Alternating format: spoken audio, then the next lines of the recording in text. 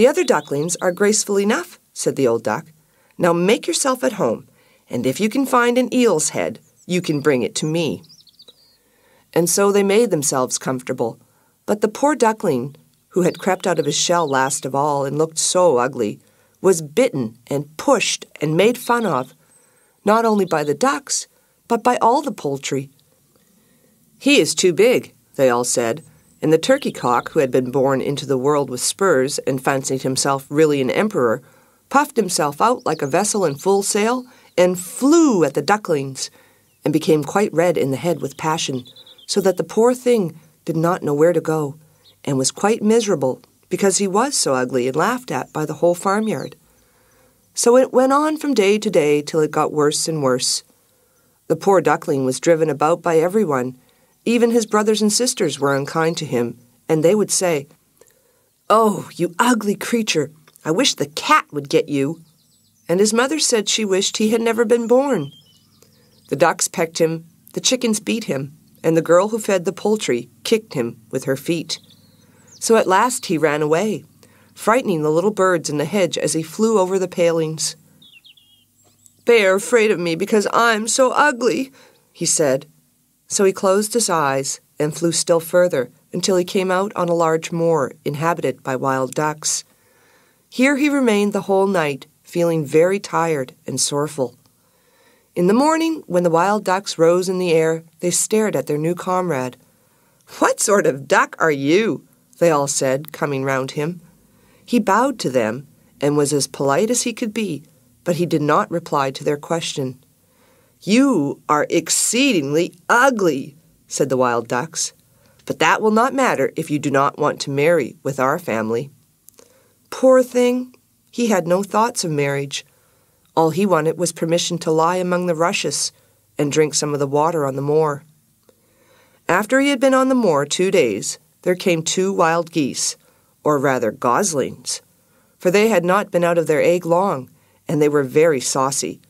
"Listen, friend," said one of them to the duckling, "you are so ugly that we like you very well. Will you go with us and become a bird of passage? Not far from here is another moor, in which there are some pretty wild geese, all unmarried. It is a chance for you to get a wife. You may be lucky, ugly as you are." Pop, pop, sounded in the air, and the 2 wild geese fell dead among the rushes, and the water was tingled with blood. Pop, pop, echoed far and wide in the distance, and whole flocks of wild geese rose up from the rushes. The sound continued from every direction, for the sportsmen surrounded the moor, and some were even seated on branches of trees overlooking the rushes.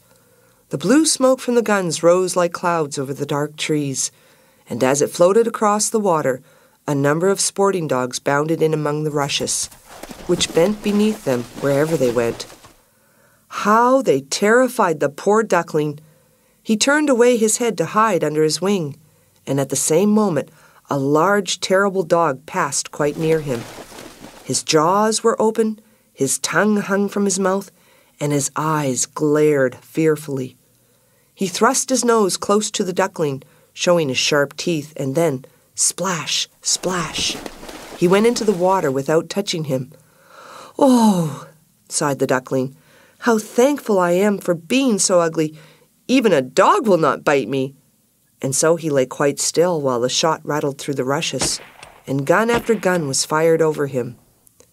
It was late in the day before all became quiet, but even the poor young thing did not dare to move.